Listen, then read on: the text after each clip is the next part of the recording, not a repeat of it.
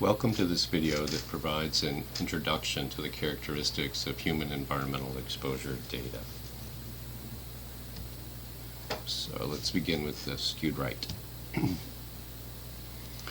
Turns out that many exposure metrics are skewed right. 4 examples are shown in this slide: wind speed, residential air exchange rates, arsenic measured in the urine of children, and carbon monoxide concentrations in outdoor air. While each of these is a different parameter, a different type of measurement, you can see that they have similar, the distributions all have a similar shape. With the bulk of the area kind of on the left side of the histogram, and but higher values occurring out in as you go up to the right, but with lower and lower frequency the further you go. So it's this long tail to the right that causes distributions with this shape to be called skewed right. And again, many environmental exposure measures are skewed right, but not all, right? But many are skewed right, and that's why we're focusing on them here. Turns out that many other types of metrics are also skewed right. Here are 4 examples.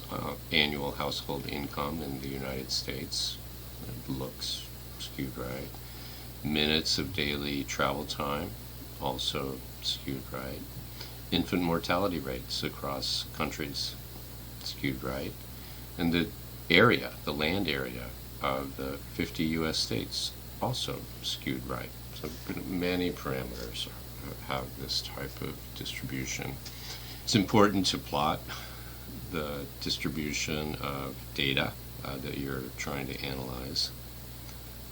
There's a useful, I found a useful blog post on code and ggplot types of plots in R that can be used to visualize distributions of data.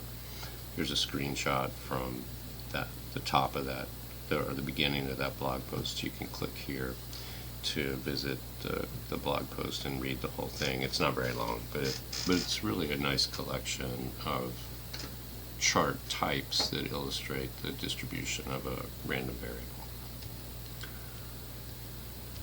Let's look at a specific example. This example is